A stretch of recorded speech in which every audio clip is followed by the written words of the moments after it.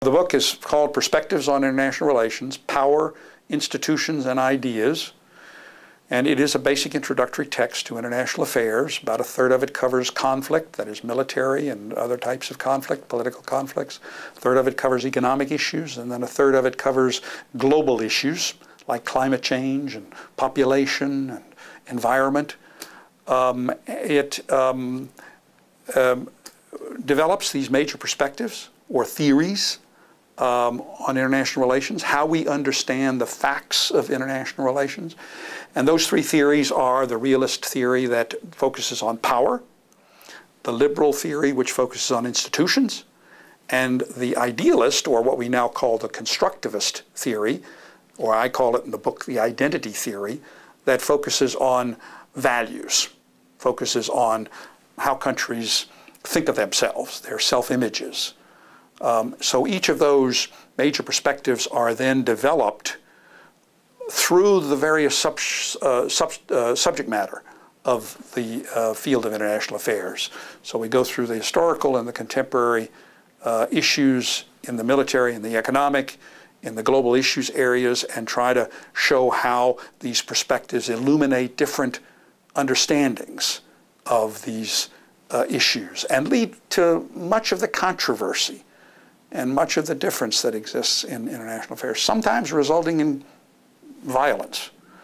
So we can understand the very heart of international affairs only with the application of these perspectives on international relations, power, institutions, and ideas. I think one of the things that the new textbook, Perspectives on International Relations, achieves is it shows students how theories are relevant to day-to-day policy issues and to all of the controversies in international affairs over the span of history. Previous textbooks would put a chapter of theory at the beginning of the textbook and then really not refer to it in the rest of the textbooks, presenting sort of facts as if in some way we can know facts without theory. And I saw the need to try to integrate the two. And so we take World War I, for example, or we take the Iraq War, the recent Iraq War, and we ask the question, well, what does it mean? What caused it?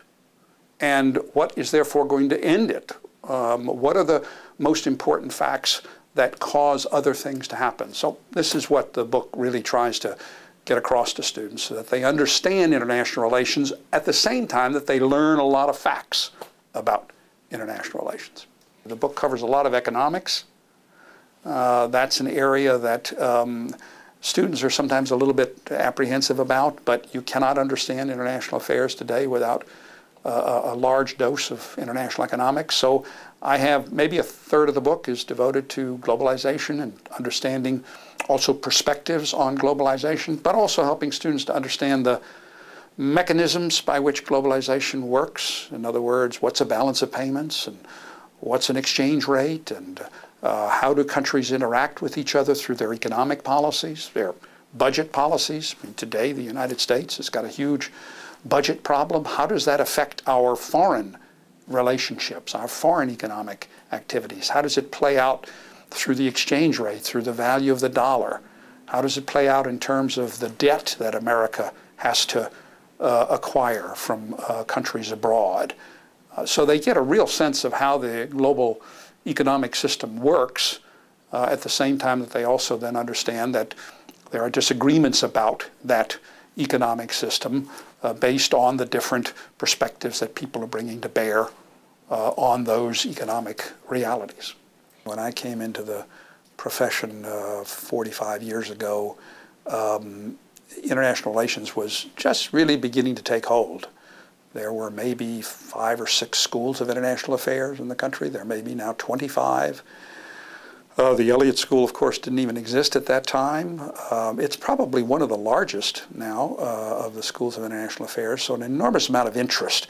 Look, it's a consequence of the fact that we are now globalized. We are integrated with a very, very complex and large international system.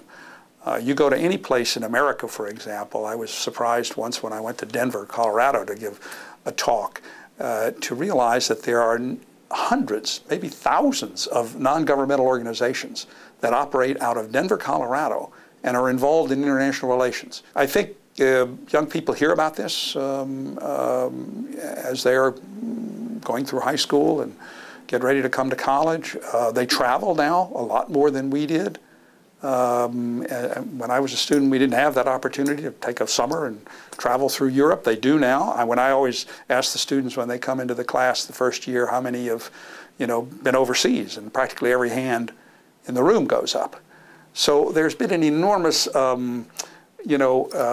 immersion of the young people of America in the global system, and I think they want to know more about it.